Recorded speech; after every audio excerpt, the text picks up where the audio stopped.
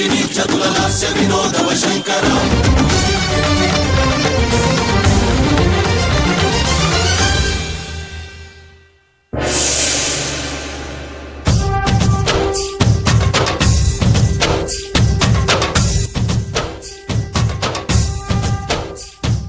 భరత వేదముగ నిరత నాట్యముగ కదిలిన పదమిది ఈశా